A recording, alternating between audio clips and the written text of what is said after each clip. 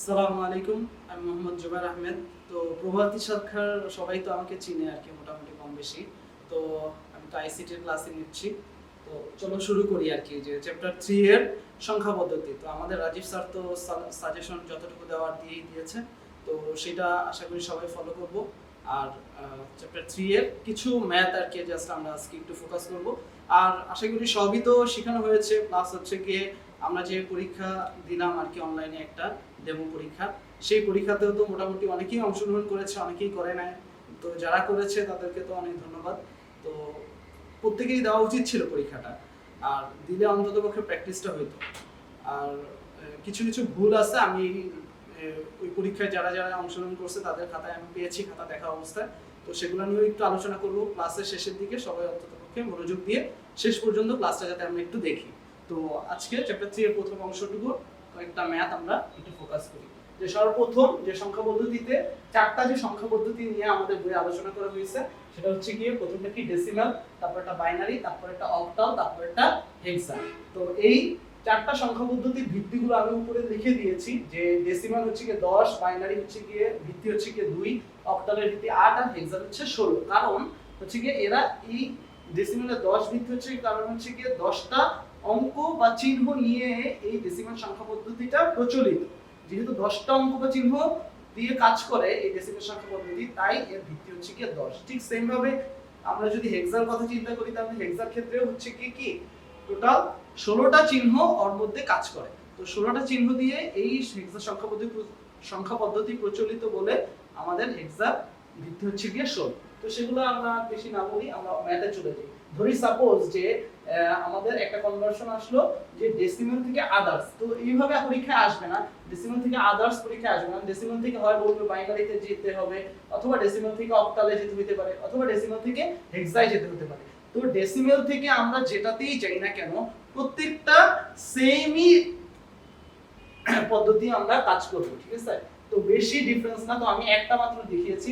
ধরি সাপোজ যে 37.65 এই একটা ভ্যালু আছে। তো আমাদের পরীক্ষায় অঙ্ক করতে গেলে হয়তোবা এই দশমিক সংখ্যাটাকে হয়তোবা বাইনারিতে নেওয়া লাগতে পারে, অথবা অক্টালেতে নেওয়া লাগতে পারে, অথবা হেক্সায় নেওয়া লাগতে পারে। কোশ্চেন পড়ে আমাদের বুঝতে হবে যে আমার কোনটায় নেওয়া লাগবে। তো যেটাতেই নেওয়া লাগে না কেন, যে কোনো একটা দশমিক মানকে যদি তুমি অন্য কোনো একটা সংখ্যা পদ্ধতিতে নিতে চাও, তাহলে এই সিস্টেম এইটা মনে রাখবা। শুধু জাস্ট দশমিক সংখ্যা পদ্ধতি থেকে যদি অন্য কোনো সংখ্যা পদ্ধতিতে আমার যেতে হয়, তাহলে এই সিস্টেমে আবার অঙ্কটা করতে হবে। তো দেখি এই সিস্টেমটা কি। যে দশমিক থেকে অন্যান্যর ক্ষেত্রে বা আদার্সের ক্ষেত্রে পূর্ণ সংখ্যাকে ভিত্তি দিয়ে ভাগ করতে হবে। আর এইখানে খেয়াল করো 37 এই মানটা হচ্ছে কি পূর্ণ সংখ্যা, আর ভগ্নাংশ মান হচ্ছে কি 0.65। 0.65 হচ্ছে কি ভগ্নাংশ। এখন যে কোনো অঙ্কই আমরা যদি কিনা বা সংখ্যা যদি আমরা দেখি, তো আমরা যে মনে করো যে 93.42, তাহলে এখানে 93 হচ্ছে কি পূর্ণ সংখ্যা, আর 0.42 হচ্ছে কি ভগ্নাংশ সংখ্যা। তো আমরা কি লিখেছি যে পূর্ণ সংখ্যাকে ভিত্তি দিয়ে ভাগ করতে হয়, আর ভগ্নাংশকে করতে হয় গুণ। তো খেয়াল করি যে ডেসিমেল থেকে যদি আমরা বাইনারিতে যাই, তো ডেসিমেলের ভিত্তি হচ্ছে গিয়ে 10, ডেসিমেলের ভিত্তি আমরা 10 জানি, আর বাইনারি ভিত্তি হচ্ছে গিয়ে 2।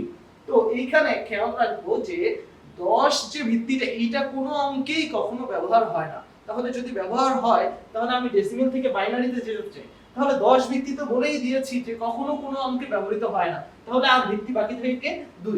তো ডেসিমেল থেকে আমি বাইনারিতে যেতে হলে পূর্ণ সংখ্যাকে যে ভিত্তি দিয়ে ভাগ করার কথা বলা হয়েছে, তাহলে এই ভাগটা হবে 2 দিয়ে, কারণ বাইনারির ভিত্তি 2, এই 2 দিয়ে ভাগটা করব। তাহলে আমরা খেয়াল করি যে 2 দিয়ে যদি 37 কে যদি 2 দিয়ে যদি 37 কে ভাগ দেই, তাহলে কি আসে দেখো।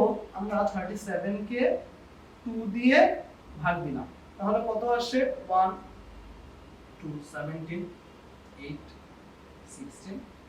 তাহলে আমাদের ভাগফল যেটা, সেটা হচ্ছে গিয়ে 18, আর ভাগশেষ হচ্ছে গিয়ে 1। এই জিনিসটা একটু খেয়াল করা লাগবে যে আমাদের ভাগফল হচ্ছে গিয়ে 18, আর ভাগশেষ হচ্ছে গিয়ে 1। তো এটা যদি আমরা ভুল করি তাহলে হবে না। তো খেয়াল করো আমি কিভাবে লিখলাম। ভাগফলটা প্রথমে লিখলাম, তারপর একটা হাইফেন দিলাম, তারপর হচ্ছে গিয়ে ভাগশেষটা লিখলাম। তো এখানে আমাদের ভাগশেষ আসছে 1। ঠিক সেম ভাবে দেখো আমি 2 দিয়ে আবার 18 কে ভাগ দিয়েছি। ভাগ দিলে আমরা জানি যে 9 দুগুণে 18, তাহলে ভাগফল আসে 9। আর এই ক্ষেত্রে দেখো ভাগশেষ কিছুই আসবে না। যদি আমরা 18 কে 2 দিয়ে ভাগ দিই, দেখো 9 18 ভাগশেষ কিন্তু শূন্য, তো আমরা এই ভাগশেষটা শূন্য এখানে আমরা লিখে দিয়েছি। তারপর আবার ঠিক সেম ভাবে 2 দিয়ে যদি কিনা আমি 9 কে ভাগ দেই, তাহলে তোমরা এবার এভাবে খেয়াল করে দেখবা যে 2 দিয়ে 9 কে ভাগ দিলে আসে 4 আর ভাগশেষ আসে 1। আবার ঠিক সেম ভাবে 2 দিয়ে এই 4 কে ভাগ দিলে আসে ভাগফল হচ্ছে কি 2 আর ভাগশেষ আসে 0। আবার 2 দিয়ে যদি আমি 2 কে ভাগ দেই, ভাগফল আসে হচ্ছে কি 1, ভাগশেষ আসে 0। এবার খেয়াল করো লাস্টের যে পার্টটা আছে, এই পার্টটাতে আমাদের বেশিরভাগ ক্ষেত্রেই ভুল হয়। এই জিনিসটা আমাদের অবশ্যই ভালোভাবে খেয়াল করা লাগবে।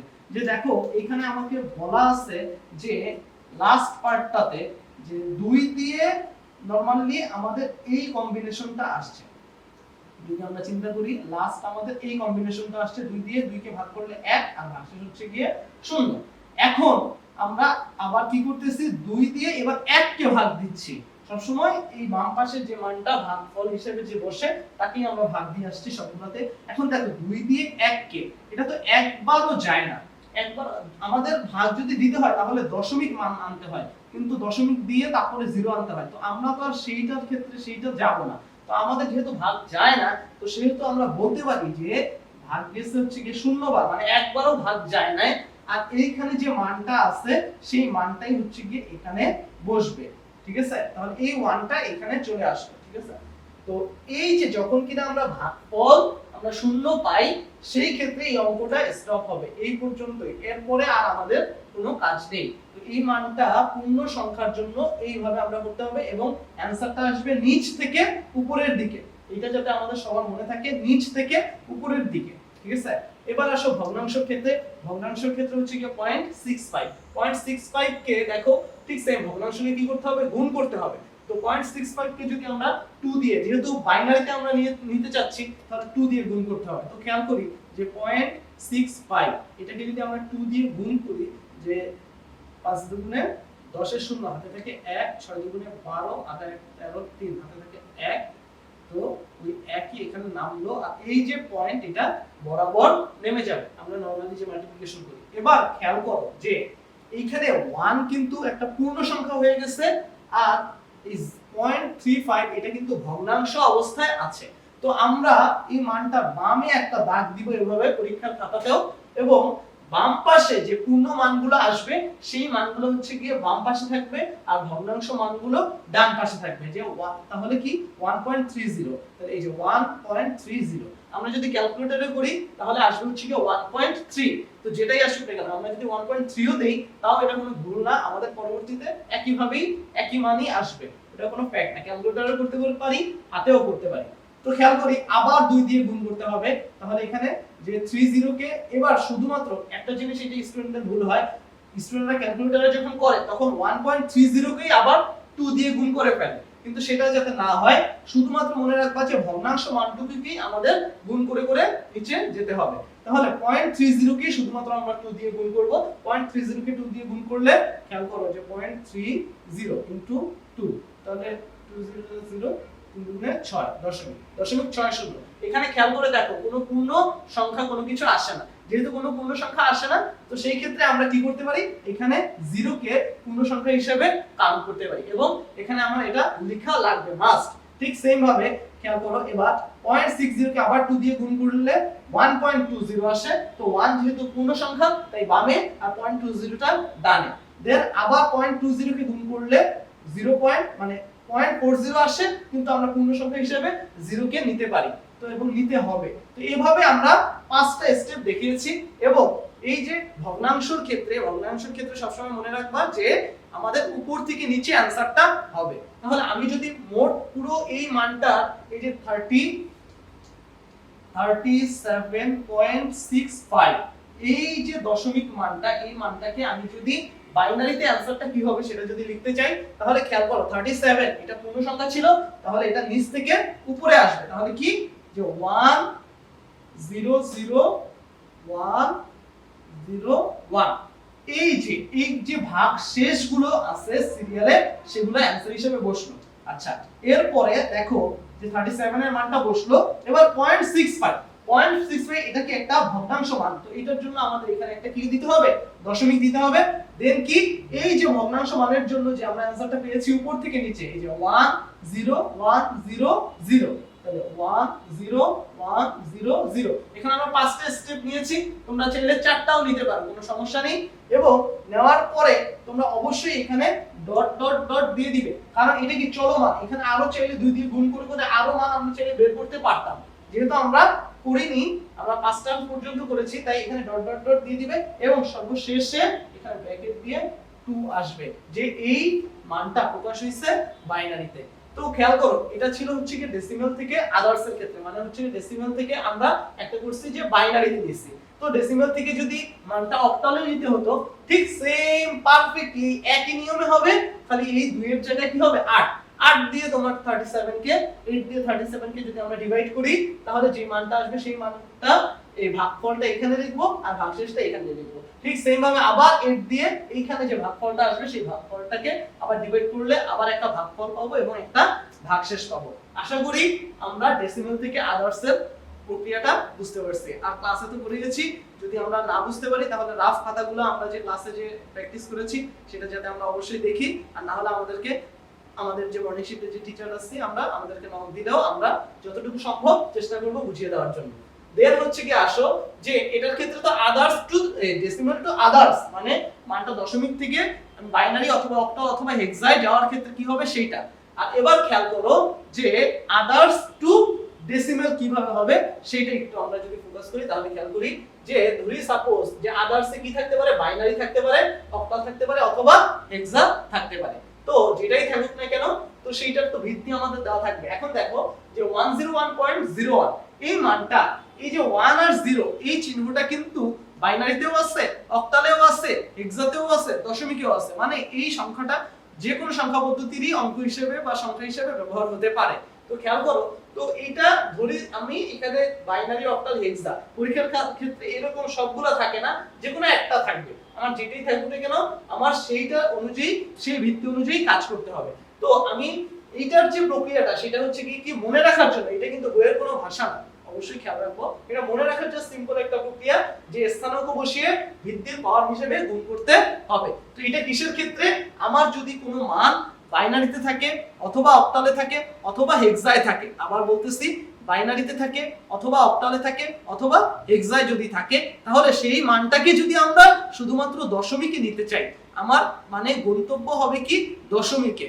যদি কোনো মানকে আমি দশমিকে নিতে চাই তাহলে সেই ক্ষেত্রে আমার স্থানাঙ্ক বসিয়ে কাজ করতে হবে।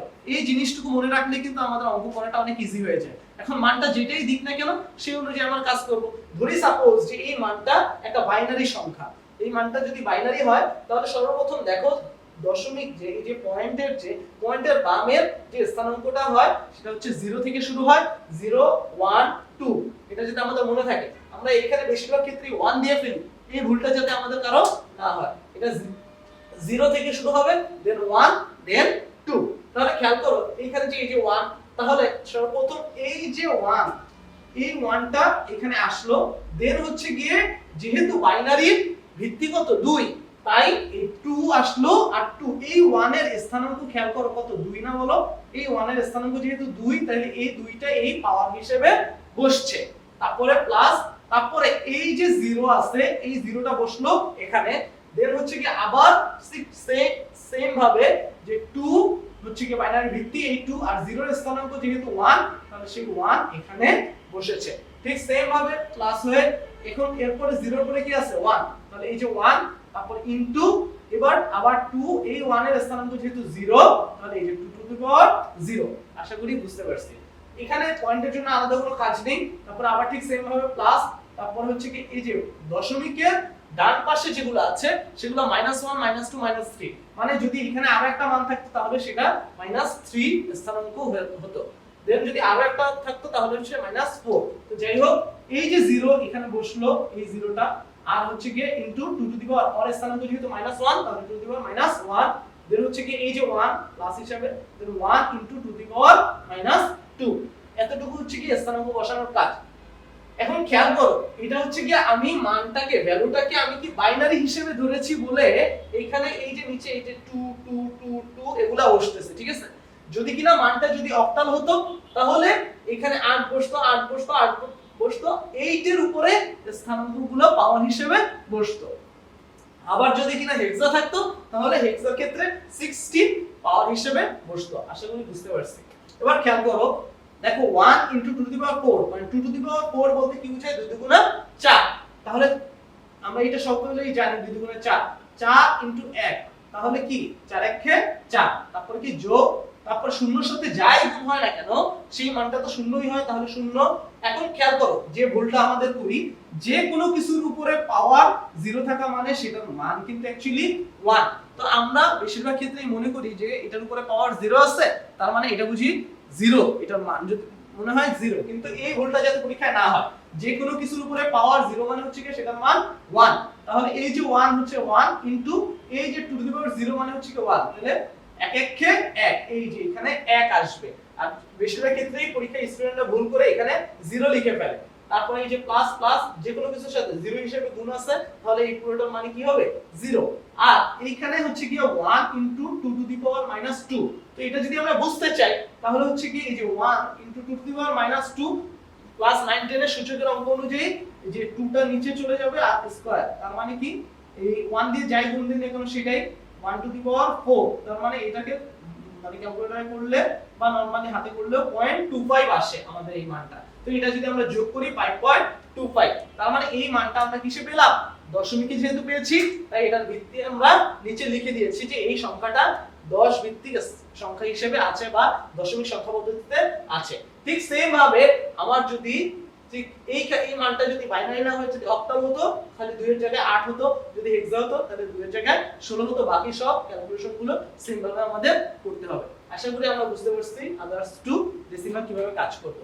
এরপরে আছে যেটা সেটা হচ্ছে গিয়ে others to others. Others to others এর ক্ষেত্রে একটু খেয়াল করি যে আমরা তিনটা সংখ্যা পদ্ধতির ভিতরে থাকবো। দেখো এই দুইটার ক্ষেত্রে আমাদের ডেসিমাল সংখ্যা পদ্ধতিটা কিন্তু মেইন ছিল, মানে হচ্ছে গিয়ে ডেসিমেল হয় মানে একটা সংখ্যা ডেসিমেলে আছে অথবা কোনো একটা সংখ্যা থেকে আমার ডেসিমেলে যেতে হবে। এই দুইটার ক্ষেত্রে হচ্ছে কি এইটা। এখন দেখো কোনোটাই যদি মানে আমার যদি মানও ডেসিমেলে না থাকে এবং গন্তব্যও যদি ডেসিমেলে না থাকে তখনই হচ্ছে কি আদার্স টু আদার্স। তো খেয়াল করো যে আদার্স টু আদার্স এর ক্ষেত্রে আমাদের কি করতে হবে, যে আদার্স টু আদার্স এ যে এই অক্টাল আর বাইনারি আর হেক্সা এই তিনটা সংখ্যা পদ্ধতি আমাদের আছে। তো এই তিনটা সংখ্যা পদ্ধতির ক্ষেত্রে খেয়াল করি যে আমি এখানে একটা সংক্ষেপে একটা ফরম্যাট আর কি লিখে রাখছি যে বোঝার সুবিধার জন্য। দেখো অক্টাল সংখ্যা পদ্ধতিকে 3 বেস সংখ্যা মানে 3 ভিত্তিক সংখ্যা পদ্ধতি বলা হয়। কারণ কি অক্টালে সর্বোচ্চ অঙ্ক হচ্ছে কি 7, আর এই 7 কে আমরা যদি বাইনারিতে নিতে চাই তাহলে আমাদের 3টা বাইনারি বিটের প্রয়োজন হয়। তাই অক্টাল হচ্ছে 3 ভিত্তিক 3 বেসের সংখ্যা পদ্ধতি। তো এই যে এখানে খেয়াল করো 7 কে যদি আমরা বাইনারিতে নিই 111 আসে, ঠিক আছে। আর আমরা এই যে সংক্ষিপ্ত ফরম্যাটে বাইনারিতে প্রকাশ করা এটা কিন্তু আমরা সকলেই জানি। তো এইভাবে আমরা এখানে একটু লিখে রাখছি যে কোন মান অক্টাল থেকে বাইনারি অথবা বাইনারি থেকে অক্টালের ক্ষেত্রে 3 বেস নিয়ে কাজ হবে, 3 বিট নিয়ে অ্যাকচুয়ালি কাজ হবে। আর বাইনারি থেকে হেক্সা অথবা হেক্সা থেকে বাইনারির ক্ষেত্রে আমাদের 4 বিট নিয়ে কাজ হবে। এটা যাতে আমাদের মনে থাকে। আবার বলতেছি অক্টাল থেকে বাইনারি মানে এই যে অক্টাল থেকে বাইনারি অথবা বাইনারি থেকে অক্টাল এটার ক্ষেত্রে আমাদের 3টা বিট নিয়ে কাজ হবে। আর বাইনারি থেকে হেক্সা অথবা হেক্সা থেকে বাইনারি এটার ক্ষেত্রে আমাদের 4টা বিট নিয়ে কাজ হবে। এবার খেয়াল করি ধরি সাপোজ যে আমি 372 এই মানটা একটা অক্টাল ভ্যালু হিসেবে আমি ধরেছি। 372 একটা অক্টাল ভ্যালু যদি হয় তাহলে সর্বপ্রথম আমার যদি উদ্দেশ্য থাকে এটাকে হেক্সায় নেওয়া, খেয়াল করো আমার অক্টাল একটা ভ্যালুকে আমি হেক্সায় নিতে চাচ্ছি, তো সেই ক্ষেত্রে আমার মনে রাখতে হবে যে আমি একবারে এক লাফে অক্টাল থেকে হেক্সায় যেতে পারবো না।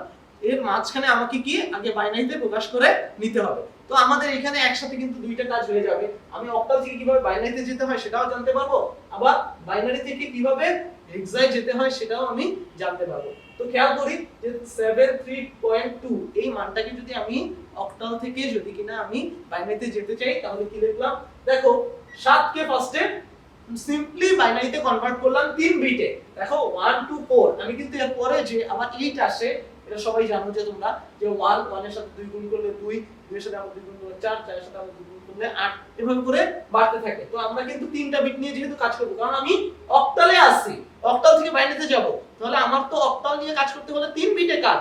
তো সেই অনুযায়ী 3টা করে বিট নিচ্ছি। দেখো 7 থেকে এই যে 3টা বিট আসছে, 3 এর জন্য 3টা, এই যে দেখো 3 এরটা কিভাবে আসলো? এই যে দেখো 2 আর 1 যোগ করলে যেহেতু 3 হয়, তাহলে 2 এর নিচে একটা 1 আসবে আর 1 এর নিচে একটা 1 আসবে। যেহেতু আমাদের 4 লাগবে না, তাই 4 এর নিচে আমাদের 0 দিতে হবে এবং এই 0 কিন্তু দিতে হবে, এটা না দিলে কিন্তু ভুল হবে। তারপরে হচ্ছে কি এই যে পয়েন্টের জায়গায় পয়েন্ট আমাদের অবশ্যই বসাতে হবে। আমাদের এই যে ডেমো যে মডেল টেস্টটা হয়েছে, সেই মডেল টেস্টে এরকম একটা অঙ্ক ছিল এবং এই অঙ্কে যেখানে দশমিকের যে কনভার্সনটা ছিল, সেই দশমিকটা অনেকেই খাতার ভিতরে দেয় না। এটা কিন্তু মোটেও উচিত হয়নি। তো এই ভুলটা যাতে আমাদের মেইন পরীক্ষাতে না হয়, তো এই পয়েন্টের জায়গায় পয়েন্ট দিতে হবে। দেন হচ্ছে কি 2, এই যে 2 এর জন্য হচ্ছে কি এই যে দেখো কোনটা যোগ করলে 2 হয়, 2 তো আসেই, তাহলে 2 এর নিচে 1 হবে, বাকি দুইটাই কি হবে 0 হবে। এইভাবে আমরা মানটা বাইনারিতে কনভার্ট করলাম। তার মানে অক্টাল থেকে যদি বাইনারিতে যেতে হয় তাহলে আমাদের অঙ্কটা কিন্তু এতটুকুই শেষ। এখন খেয়াল করো, আমার উদ্দেশ্য হচ্ছে কি অক্টাল থেকে হেক্সায় যাব। তাহলে আমি অক্টাল থেকে মানটা তো আগে ফার্স্টে বাইনারিতে প্রকাশ করে ফেললাম, দেন আমি এই বাইনারি ভ্যালুটাকে আমি হেক্সায় কিভাবে নিব। তো খেয়াল করো, এই যে মানটা, এই মানটা কিন্তু আমি এখানে লিখেছি। এরপরে আমি বলেছিলাম যে খেয়াল করো এখন আমার মানটা কিন্তু বাইনারিতে আছে। বাইনারি একটা ভ্যালুকে আমি এখন হেক্সায় নিব। এখন তোমরাই বলো, আমরা তো ফার্স্টেই বলেছি যে বাইনারি থেকে হেক্সা অথবা হেক্সা থেকে বাইনারির ক্ষেত্রে 4 বিট নিয়ে কাজ করতে হয়। তাহলে খেয়াল করো, আমরা এখানে 4টা করে গ্রুপ করলাম। কি করলাম? গ্রুপ। বাইনারি ভ্যালুগুলোকে এই যে দশমিকের বাম পাশ থেকে গ্রুপটা হবে, মানে জিনিসটা হয়েছে এইভাবে। তুমি খেয়াল করো, এই যে 4টা গ্রুপ হলো, দেন হচ্ছে গিয়ে আবার এখানে 4টা। এখন যখন কিনা আমি গ্রুপ করতে গিয়েছি তখন দেখলাম যে এখানে মাত্র 2টা বিট আছে, তো আমার তো লাগবে 4টা বিট। তো দেখো আমরা জানি যে আমরা যদি শুরুতে দুটো শূন্য বসাই তাহলে এটার মানের কোনো পরিবর্তন হয় না। তো এই জন্য আমি দুটো শূন্য ব্লু কালার দিয়ে লিখে রেখেছি তোমাদের দুটোর সুবিধার জন্য। এই যে দুইটা 0 এবং পরীক্ষায় এটা তোমাদের কিন্তু দিতে হবে, আর তোমাদের যে ব্লু কালারে দিতে হবে এরকম না, তোমরা নরমাল কালার ইউজ করলেই হবে।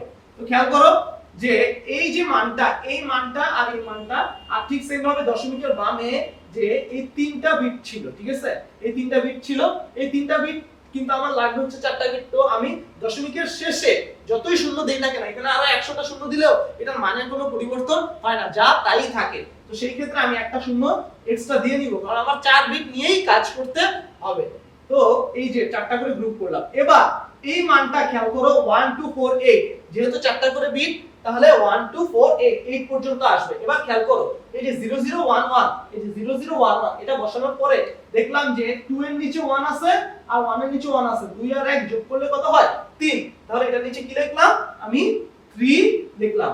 দেন হচ্ছে কি 1 0 1 1 1 0 1 1, এই যে 8 এর নিচে আছে, 2 এর নিচে আছে আর 1 এর নিচে, তাহলে 8 9 10 আর 1 11, তাহলে 11 হয়। 11 কে হেক্সায় কি লিখি আমরা সবাই জানি, 10 কে এ লিখি, 11 কে বি লিখি, 12 কে সি লিখি, এভাবে করে আমরা আগাই। তাহলে খেয়াল করো যে এই 11 কে আমরা বি লিখতে পারি, এই যে বি। তো যদি কিনা আমরা কেউ না পারি তাহলে এরকম পরীক্ষার খাতার কোনায় 10 11 12 13 14 15 এভাবে আমরা লিখে রাখবো, ঠিক আছে। তো A B C D E F, ঠিক আছে, এভাবে আমরা অঙ্কটা করে ফেলবো। তো দেখো একটা অবজেক্টিভও কিন্তু এখানে আছে যে কতগুলা বর্ণ মানে অ্যালফাবেট আমরা হেক্সাডেসিমালে ব্যবহার করি। এখানে দেখো 6টা অ্যালফাবেট আমরা হেক্সাতে ব্যবহার করি, তো অবজেক্টিভ হিসেবে আসে। যাই হোক, তো খেয়াল করি যে এইখানে তারপরে 0 1 0 0 0 1 0 0, দেখো এখানে শুধুমাত্র 4 এর নিচে কি আছে 1, তাহলে 4ই এটা ভ্যালু হবে। তাহলে কি আসলো 3b.4, তাহলে এটার आंसर কি 3b.4, এটা কিসে আছে হেক্সায় আছে। তো খেয়াল করো আমরা অক্টাল একটা ভ্যালু 73.2 এই অক্টাল ভ্যালুটাকে আমরা যদি হেক্সায় নেই তাহলে ফার্স্টে বাইনারিতে কনভার্ট করতে হবে, দেন হচ্ছে গিয়ে হেক্সায় কনভার্ট করতে হবে। তো অক্টালের কাজে 3 বিট করে কাজ হবে, হেক্সার কাজে 4 বিট করে কাজ হবে। আশা করি বুঝতে পারছি। ঠিক সেম ভাবে আমাকে যদি কোনো একটা অঙ্ক দিত যে হেক্সা থেকে অক্টাল অথবা মানে হেক্সা থেকে অক্টালে যেতে, তাহলে কি হেক্সা থেকে যখন আমি বাইনারিতে যাব তখন আমার কাজ হবে 4 বিট নিয়ে, মানে আমি এখানে যেমন 3 বিটে ভেঙেছি তখন হেক্সা থেকে বাইনারি কোড ভ্যালুগুলোকে 4 বিটে ভাঙবো। আর যখন কিনা বাইনারিতে আসবো, বাইনারিতে আসার পরে এখানে যেমন গ্রুপ করছি 4 বিটে, কিন্তু তখন তো যাব বাইনারি থেকে অক্টালে। তো বাইনারি থেকে অক্টালে যাওয়ার ক্ষেত্রে সেই ক্ষেত্রে আমার গ্রুপ হবে 3টা করে। তিনটা করে এখানে এরকম তিনটা করে যোগ হবে। আর যদি আমাদের লাস্টে দেখা যায় যে একটা বা দুইটা আছে, তখন সেই অনুযায়ী যতগুলো আমার জিরো লাগে ততগুলো জিরো বসিয়ে আমার 3 বিট ফিল আপ করে নিতে হবে। আশা করি এই ম্যাথগুলো মোটামুটি আমরা বুঝতে পারছি। তো এরপরে ছোট্ট একটা অঙ্ক, এই অঙ্কটা দেখলাম যে পরীক্ষায় এই যে ডেমো ক্লাসে অনেকে ভুল করছি, আমি বুঝলাম না কেন। যে আমরা কি ছোটবেলায় শিখি নাই যে এই জিনিসটা, যে একটা দশমিক মান যে 5.63 মনে করো 75.63 আর এর সাথে যোগ হবে হচ্ছে কি মনে করো 24। তো এই অঙ্কটা আমরা করার ক্ষেত্রে কিভাবে আমরা করেছি, এই অঙ্কটা করার ক্ষেত্রে খেয়াল করো যে আমরা ফার্স্টে বসাবো কিভাবে, পূর্ণ সংখ্যার নিচে পূর্ণ সংখ্যা বসে, তাই না? তো 75.63 এইটাতে এইভাবে বসলো, আর তার নিচে কি বসবে, এই 24 কে কি আমরা এইখানে বসাবো? আমরা তো এইখানে বসাই না, কারণ 24 কি হিসেবে আছে, 24 আছে হচ্ছে গিয়ে আমাদের পূর্ণ সংখ্যা হিসেবে। তো 24 পূর্ণ সংখ্যার নিচে আমাদের কি বসবে। যে তাহলে খেয়াল করি যে 24 কে যদি আমরা 75 এর নিচে রাখি, তাহলে এইভাবে যদি আমরা করি তাহলে আমাদের অঙ্কটা ঠিক হবে। যদি কিনা আমরা যদি এর বাইরে চলে যাই তাহলে কিন্তু এই যে যদি কিনা আমরা এইটাকে এইভাবে বসে তাহলে হবে না। এবং খেয়াল করো আমরা চাইলে এইটাকে একটু সুন্দরের জন্য আমরা 0.00 এটা এক্সট্রা হিসেবেও কি করতে পারি, ধরতে পারি, এগুলো প্যাটার্ন। তো খেয়াল করি যে এইটা যদি আমরা বুঝি তাহলে এই যে বাইনারি যোগের ক্ষেত্রে অঙ্কটা বসানোর ক্ষেত্রে আমাদের যে ভুলটা হইছে পরীক্ষায় সেটাও যাতে এবার থেকে আর না হয়। খেয়াল করো যে 1011.01 এই মানটাকে সাথে আমার যোগ করতে হবে 3টা 1। তো খেয়াল করি যে এটা যোগ করতে হলে তাহলে বসাইতে হবে কিভাবে, দেখো পূর্ণ সংখ্যা নিচে বসছে, দেখছো এখানে কোনো দশমিক বা ভগ্নাংশ কোনো মান নেই। তো যেহেতু ভগ্নাংশ মান নেই তাহলে কি 0.00 এটা আমার দিলেও হবে না দিলেও হবে, কিন্তু এই 111 এইটা যাতে কোনোভাবেই একদম ডানে গিয়ে না বসে, এটা পূর্ণ সংখ্যার এইভাবেই বসবে, ঠিক আছে? এবার খেয়াল করি আমরা যদি যোগ করি তাহলে এই 1 1 হিসেবে নামলো, এই 0 0 হিসেবে নামলো, পয়েন্ট বরাবর নামলো। এখন 1 আর 1 যোগ করলে 2 হয়, কিন্তু বাইনারিতে 2 কে আমরা 10 হিসেবে লিখি, এটা আমরা সবাই জানি যে 2 এর ভ্যালু হচ্ছে কি বাইনারিতে 10 এর সমান। তো 10 এর 0 হাতে থাকবে 1, তাহলে হাতে যে এই 1 এই একটা মনে রাখলাম, তাহলে 1 আর 1 আর 1 টোটাল হচ্ছে কি 3। 3 কে বাইনারিতে কি লেখে বলো, 11। 3 এর বাইনারি ভ্যালু হচ্ছে কি 11। এটা মুখস্থ করে ফেলবা যে 2 কে 10 3 কে 11, 2 কে 10 3 কে 11। খেয়াল করো তাহলে এই 1 3 হইলো 3 এর 11 এর 1 কোথা থেকে আসলো, 3 কে যেহেতু আমরা বাইনারিতে 11 লিখি আর এটা যেহেতু বাইনারির যোগ, তাহলে কি 3 কে 11 হিসেবে এই 11 এর 1 আর হাতে থাকবে 1। তো সেই 1 এই যে আবার আসলো, তাহলে 0 আর 1 যোগ করলে 1 আর ওই যে হাতের 1 তার মানে কত হলো 2 মানে আমরা কি বলছি 10 এ আবার কি বসবে বলো 0, হাতে থাকবে 1, আবার সেই 1 এই যে এখানে আসলো, তাহলে এই 1 আর 1 2 হলো, আর এখানে তো কিছু নাই খালি, তো এই 2 মানে 10 10 এর 0 হাতে থাকবে 1, এখানে তো আর যোগ করার কিছু নেই, তাই কি আমরা এখানে এই 1ই বসিয়ে দিব আর এই দশমিক বরাবর বসবে। আশা করি এতটুকু সবাই বুঝতে পারছে। আরেকটা জিনিস আমি খুব খেয়াল করলাম যে আমাদের পরীক্ষায় সিনক্রোনাস অ্যাসিনক্রোনাস এই দুইটা এত ভুল হইছে পরীক্ষায়, আমি পুরো অবাক যে এটা কিভাবে এত ভুল হয়, এটা মোটেও আশা করি না যে ভুল হবে। তো যাই হোক, তো এগুলো মোটামুটি প্র্যাকটিস করবা।